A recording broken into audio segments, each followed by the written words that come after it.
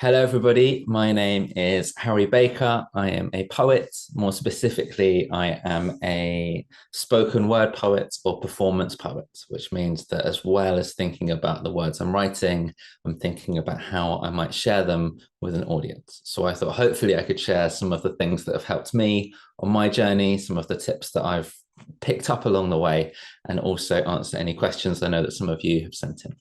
And I got into poetry through these events called poetry slams. So just like what you were entering, it was a poetry competition, but it meant that the emphasis was on connecting with the audience. So rather than writing something beautiful that you send in and someone reads it 100 miles away and they don't really know who you are, it was there and then in the room connecting with people. And the way that the poetry slams worked was you took it in turns to perform, and afterwards people held up a score out of 10, depending on how much they liked your poem. And it meant that you had to connect with people, whether that was making them think, making them laugh, making them cry, giving them goosebumps.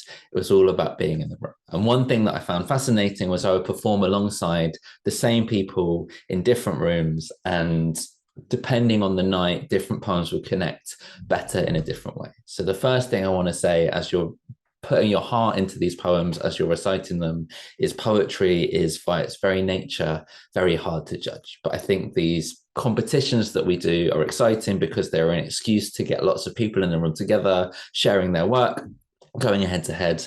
And at its best, I think that encourages us all to then elevate our performance to the next level. The fact that you're even thinking about doing this, I think, is fantastic. And when I did these international competitions, especially, people knew that it was very hard to judge. You wouldn't always be able to understand what everyone was saying, but you could celebrate the fact that you were all in the room together. And the thing that I've learned over the years is that there is no one right way to perform a poem. It depends on the poem itself, whether it wants to be a big dramatic performance, whether it wants to be a small, gentle performance.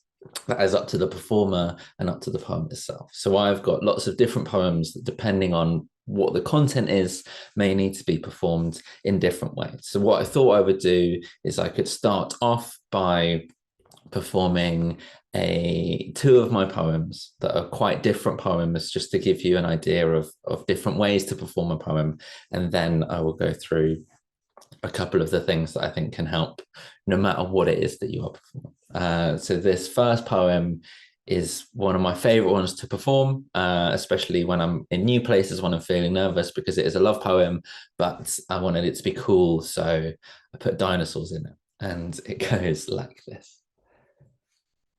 I want to say I love you, but it seems it's not enough.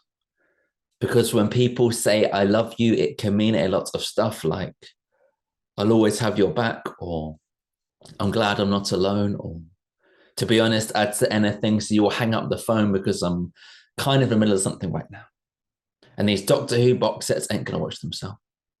I want to say I love you, but it seems it's not enough, because when people say I love you, it can mean a lot of stuff. And what I'm really trying to say is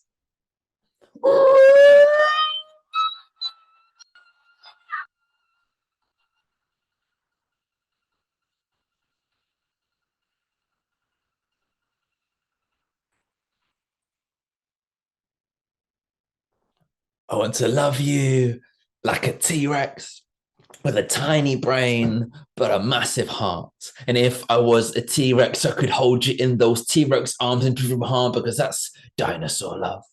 It's the way that you send spines down my spine like a stegosaurus, or how just like dinosaurs, no one cares what came before us, because I got that love so big it cannot be ignored. Like if you're with a dinosaur, everything else seems secondary. Dinosaurs are not mythical creatures, they are legendary. Plus, they're just really cool.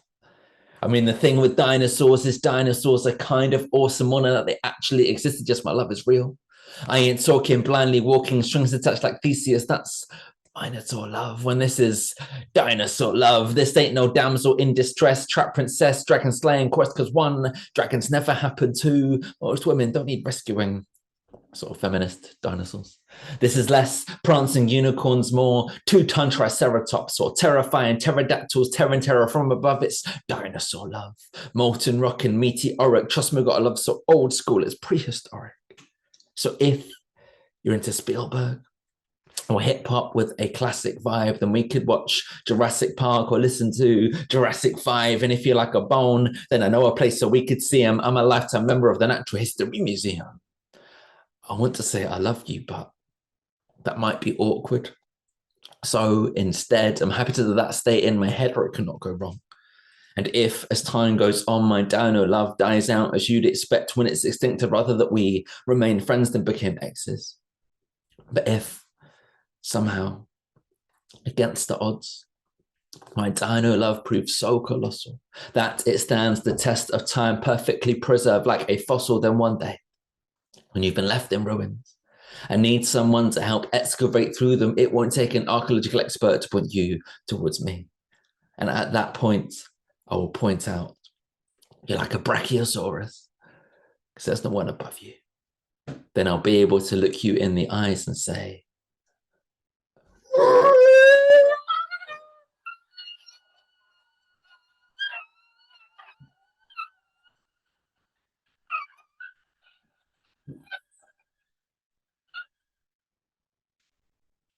thank you.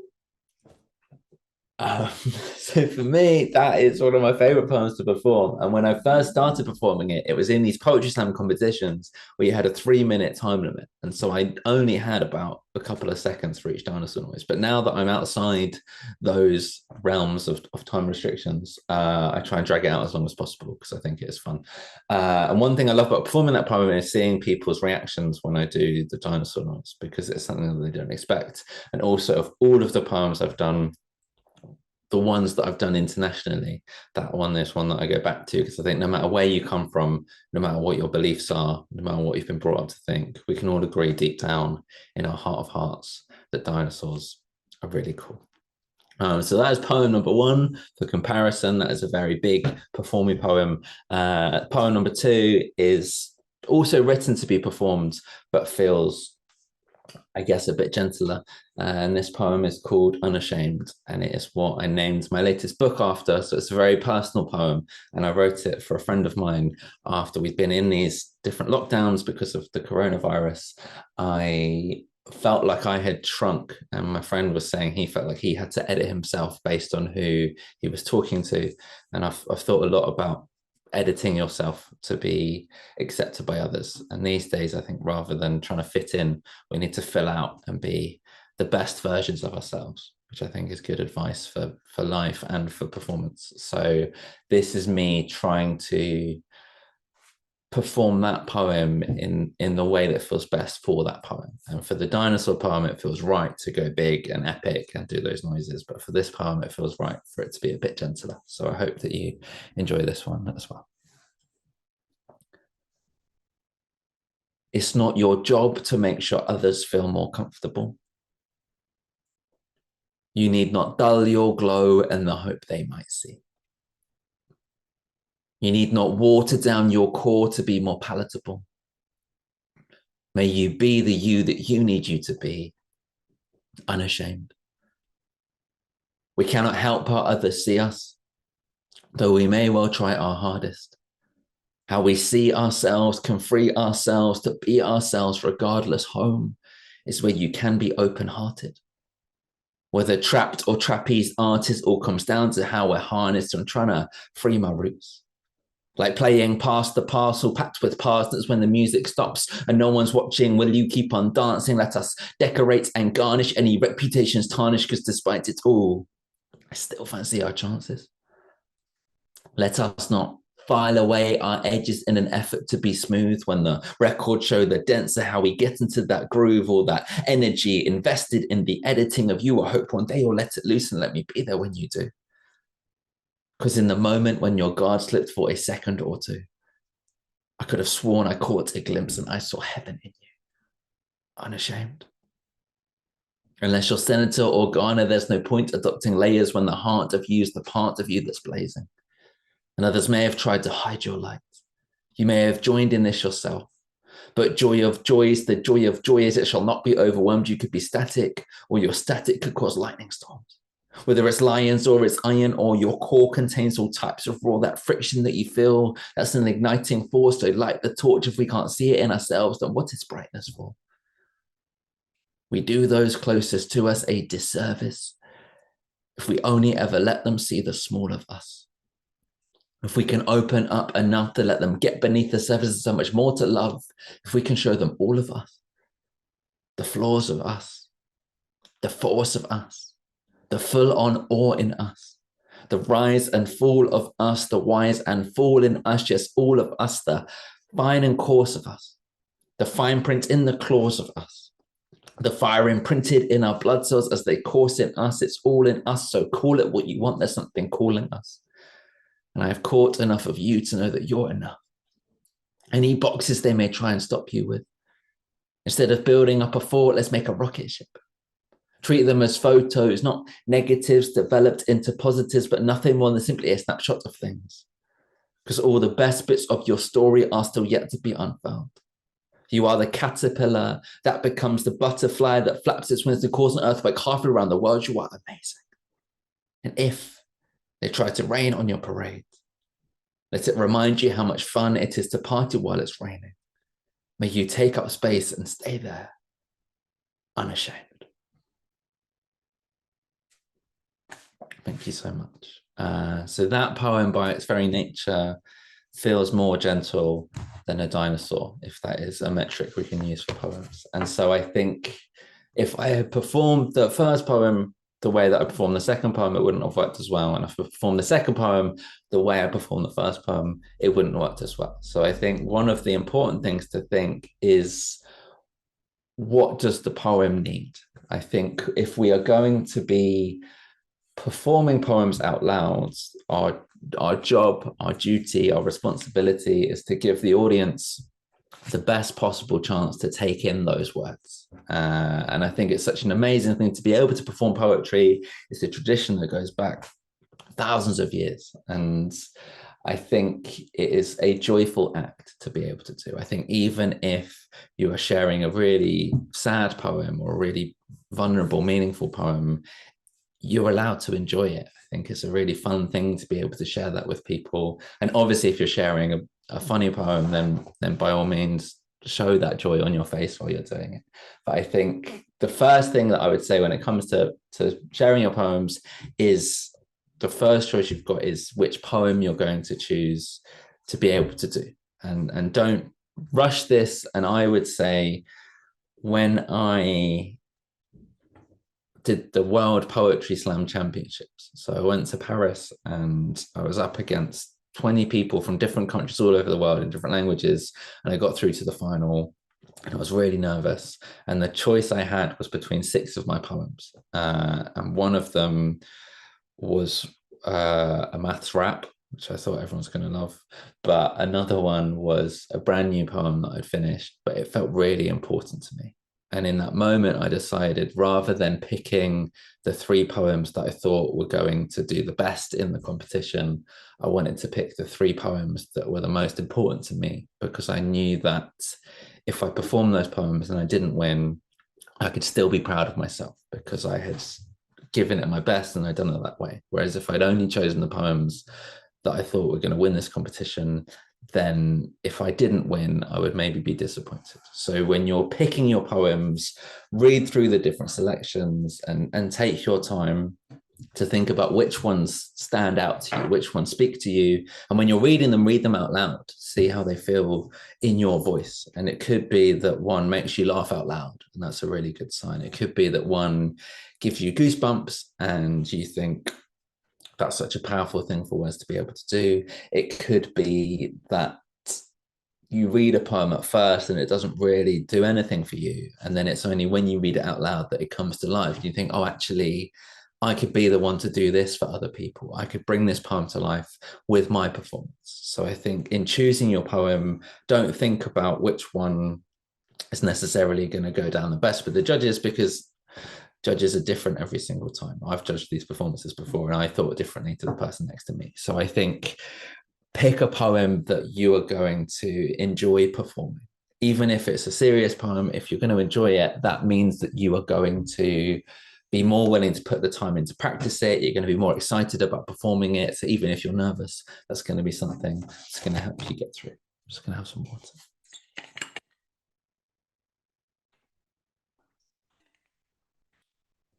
Another thing I would say about the poem that you're choosing is this idea of what a poem means or what a poem is trying to do. And one of my favorite poets in the world is a poet called K Tempest. And they have written plays, have written music. And I was lucky enough to be in a poetry workshop they were given. And they said that the role of the poet is not necessarily,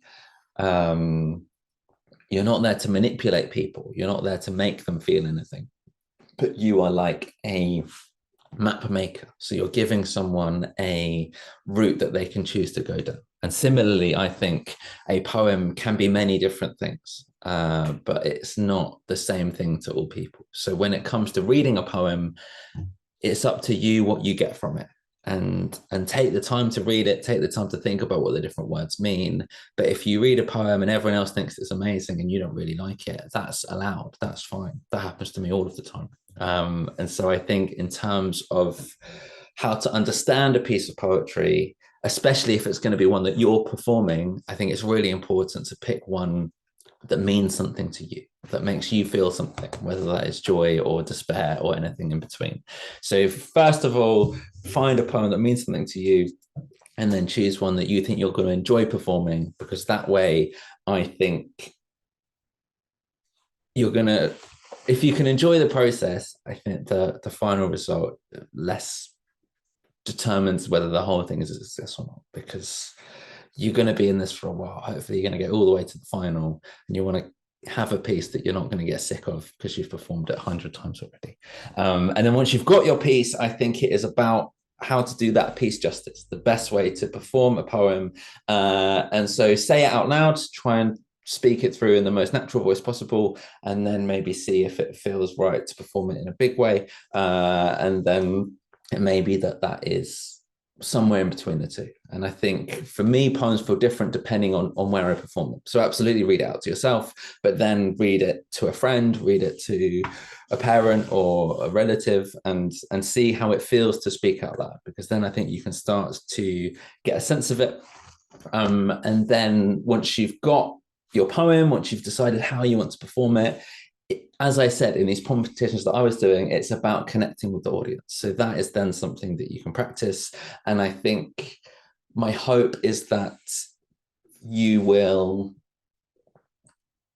learn your poems well enough to be able to be present in the moment. When I perform my poems, I almost always do them off by heart, because I love getting to make eye contact with the room, getting to wave my hands around, that kind of thing. And I know other poets who would rather read their poem off a piece of paper, because the idea of forgetting their words is an absolutely terrifying thing. But I think if you are going to learn your poem, you want to do it so that you know it deep in your bones. It's not just something that you can recite when there's nobody distracting you and you're very, very focused, because it could be that as you go up to perform your poem, somebody sneezes at the back and that completely puts you off. So I think when you're learning your poem, my advice would be to learn it by yourself in your room with no distractions, but then also as you're going to sleep, try and recite it in your head. Or as you're walking along the street, try and recite it and see if you can do it. See if you can do it over the top of your favorite song, see if you can do it as quickly as possible.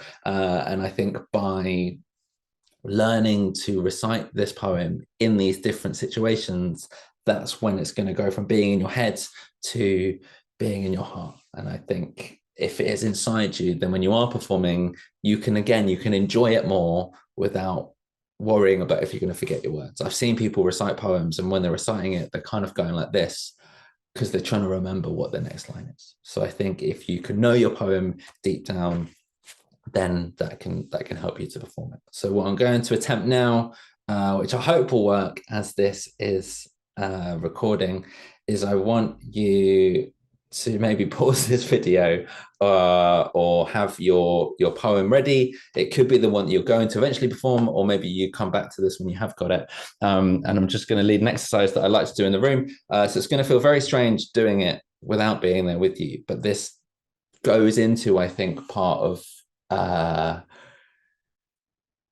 what performing a poem can be. And if this doesn't work, we can edit this out. But I think one of the things that can make performing scary is everyone's looking at you.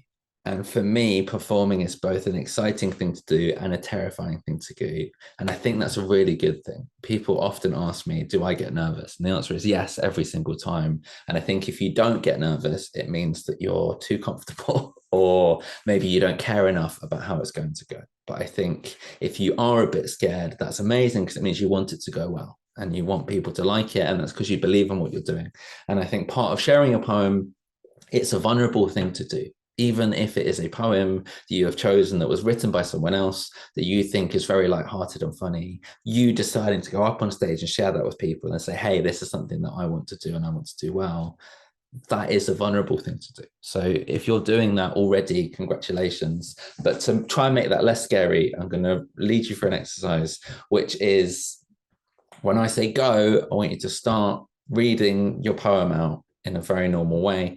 And then I am going to give you instructions. And when I do that, I want you to change the way that you read the poem based on what I'm saying. And if you can, wherever you are doing this, I would like you to stand up and walk around the room whilst you're doing this. So I'm going to say 3, 2, 1, go. And now you're reading your poem very normally. And now I want you to keep reading your poem, but in the loudest voice you can possibly do.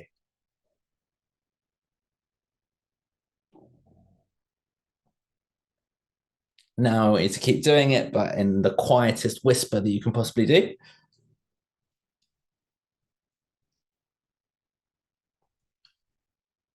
And now I want you to keep doing it, but in the highest pitched voice that you can possibly do. Reading it like this.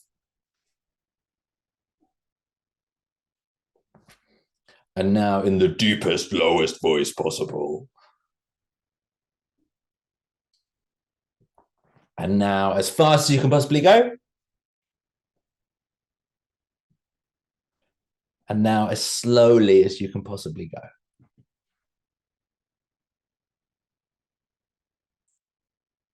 And now you want to read it like it is the funniest joke you've ever heard in your life.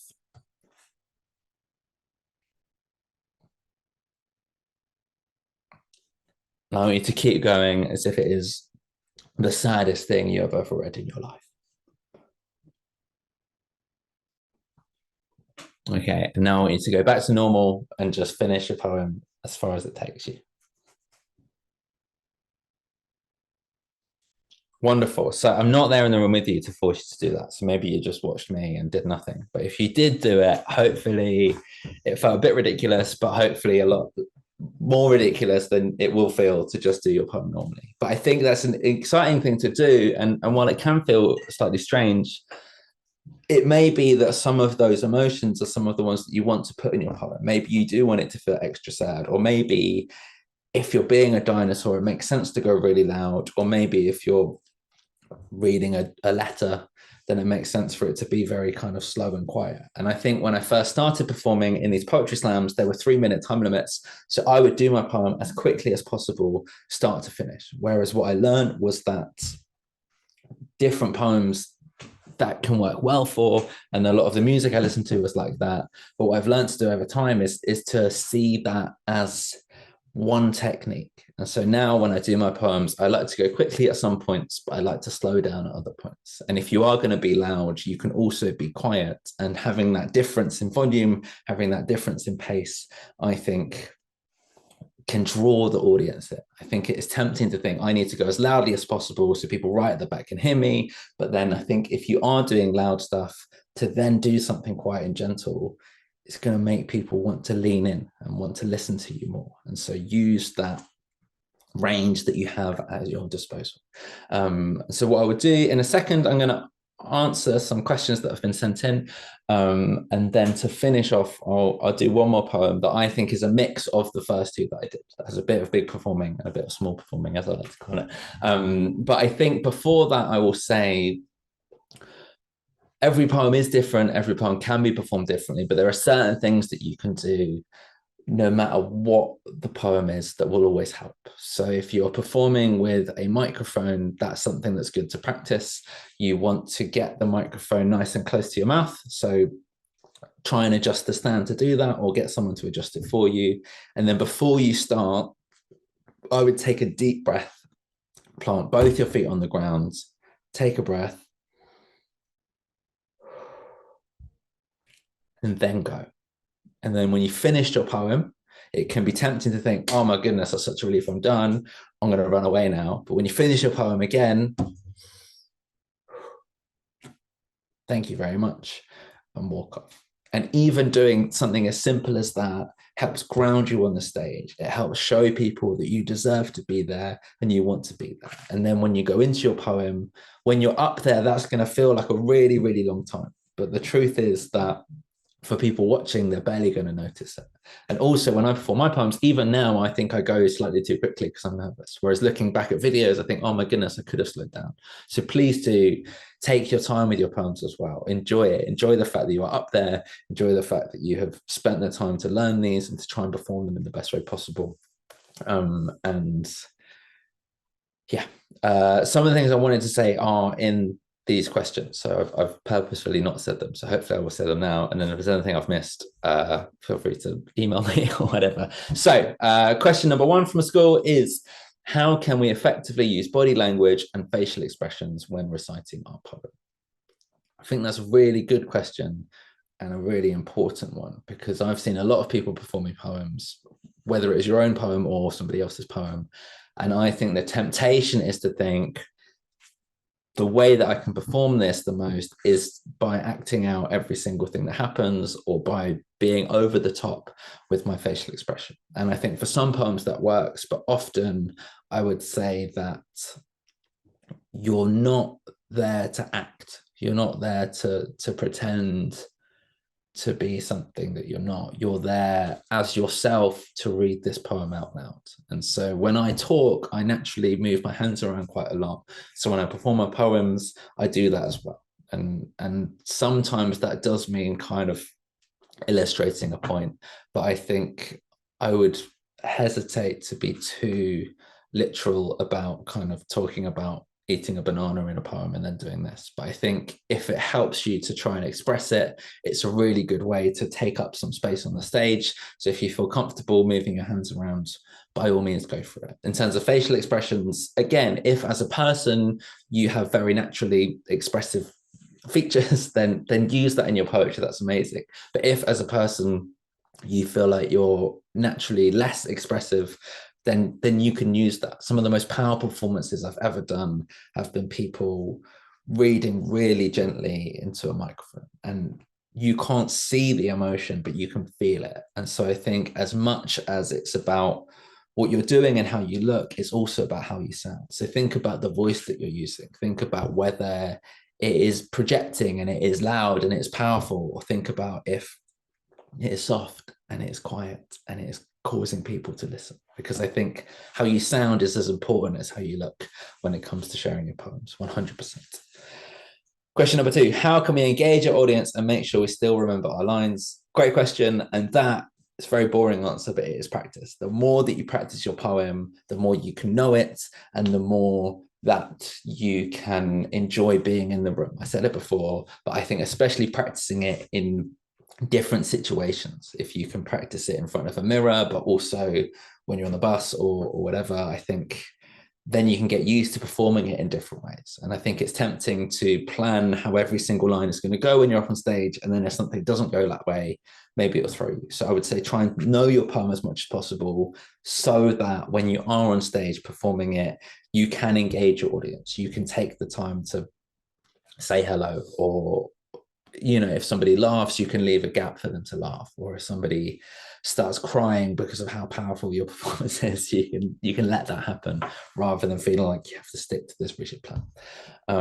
So question from another school, how much of hand facial gestures are recommended while performing, or should performers simply express meaning with intonation? So I've talked about this a little bit, and I think, again, different people feel differently. So this is just my opinion. I think intonation can do a lot. And I think we don't realize how powerful our voices are. So I think that for me is the thing that is going to make or break your performance. But I think the facial expressions or hand gestures, they can add to it.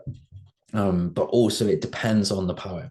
If you have a poem that is all about getting across a gap, then maybe you want to illustrate the gap. That's fine. But if your poem is just a love poem that you've written, maybe it doesn't make sense to do that.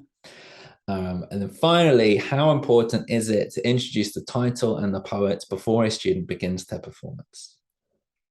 I would say, in terms of important, you don't have to do it, but I think it is a massive benefit if you can, because it gives you a chance to let the audience get used to you before you've even started your performance. And I think when lots of people are coming up and performing their poem, you want to stand out in some way. You want people to remember your performance. And so if you've just come up and gone straight into it and then left straight away, the performance could have been amazing, but that could have been one of 10 amazing performances they've seen. Whereas for you to take that extra moment, as I said, take a breath on the stage and then say, even saying hello is probably something that people might not expect. But if you say hello and then tell them the title of the poem and the poet, and if you want, say something about why you chose this poem, why you like it, all of that is going to let the audience know a little bit about you and get used to you as a person. And then when you go into your poem, they're already on your side because they've already seen that you've said what your poem is and that it means something to you. So I think in terms of how important it is, you don't have to do it at all. If you are in the zone and want to just get into your poem, then by all means go for it. But I think it is an extra opportunity for you to spend a little bit longer on the stage, get used to being there, looking out at people, them kind of, all staring at you. And then it means that when you go into your poem, you've already settled some of those nerves, hopefully. So I think if you feel comfortable doing it, it's a fantastic way to elevate your performance and take it to the next level. So thank you so much. Those are some of my thoughts. And as I said, if you fully disagree with that, then that's also fine. I think one of the joys of performing poems is it can be done in many different ways. And I love poetry because I love seeing people perform, and especially people who perform in different ways to me. I think I quite like the rhythm and the rhyme and the pace of it, and that being a part of my performance.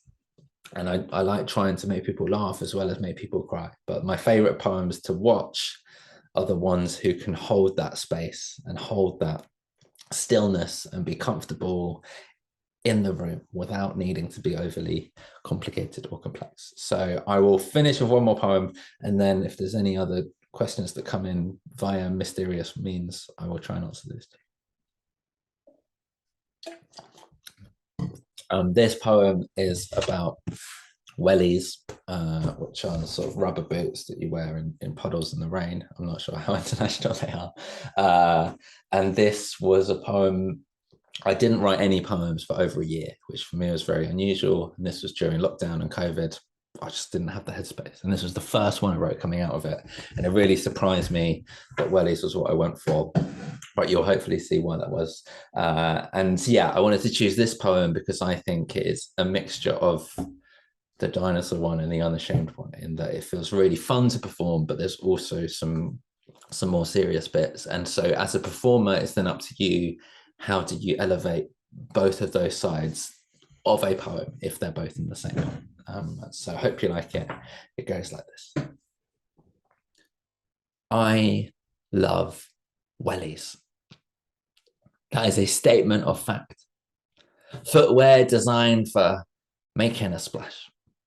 No need for showing off status or cash, no laces or faff, just I like big boots and I cannot lie, these babies got back.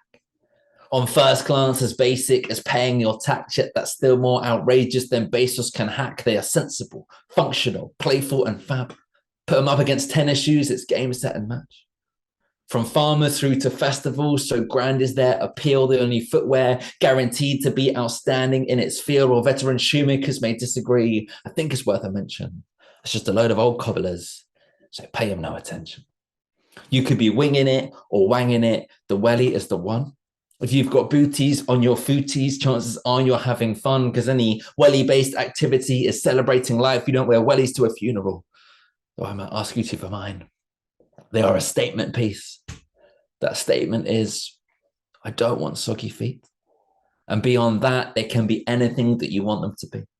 So to my godson who's got some all covered in dinosaurs, or my niece who underneath her knees has nothing but unicorns, as you grow older and the world begins to open up to you, you might expect that it's reflected in your choice of welly boot. Well, for the ladies who are maybe looking for a fun design, I have seen bumblebees or daisies or some multicolored stripes. And for the fellas who want to make your mark upon the scene, the options are a fetching black or an incredibly dark green. Because what could be more masculine than blending in with dirt? Like, if you don't see me, you might not see I'm filled with pain and hurt. And if you don't conform to gender norms or simply try to ignore them, if you're anything above size 6, you're destined to be boring. Because if they're just going to get muddy, what's the point of even trying? Why have dreams and just like us, they're only going to end up dying? If you never dip your toe in, then there's no concern with drying. Who needs waterproofs? And you can really stop yourself from crying. I mean, God forbid that one might have a form of self-expression. Why not blend in instead with 1 in 8 that have depression? Why be happy when you could be a statistic or a lesson? Why do anything ever if it starts to make you question? If we protect ourselves from all those risky things emotions do, it can be easy to forget that joy is an emotion too. And so is heartbreak. So is grief. So is happiness and rage. So there's a whole spectrum that we miss out on if we don't engage. And I am angry. I've tried so very hard to hold it in.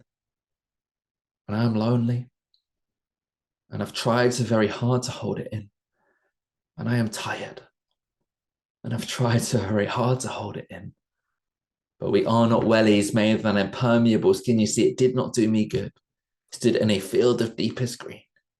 When it's a basic human need to simply feel like you've been seen. And so even if this world insists it's safer to be duller, I would rather take the risk and live life playfully in color.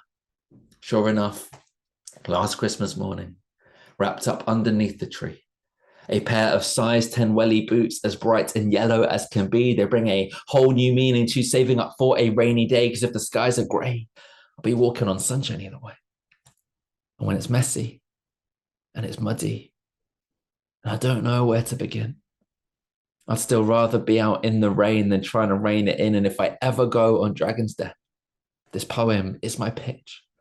But until then, next time you'll see me as I'm climbing out that ditch. Thank you very much. I realise that wellies may not be the most relatable content if you're watching this from a very hot country, but they are a big feature in British life. So I wanted to be true to my roots.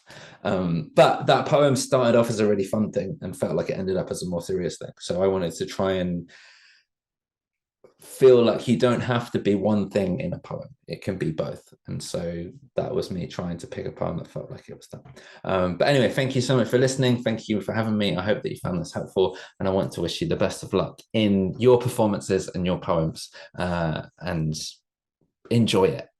That is such a key thing that comes across. If I see someone and it feels like they don't want to be there, then I think, why should I be here? If someone is staring at their shoes and mumbling and not enjoying their time on the stage, the audience can tell. And similarly, as we're watching, we want you to do well. So remember that the audience are on your side. They want to hear you. They've come here especially to hear you. So give them the best show that you can. But anyway, that is me. Thank you so much. And hopefully see you on a stage sometime in the future.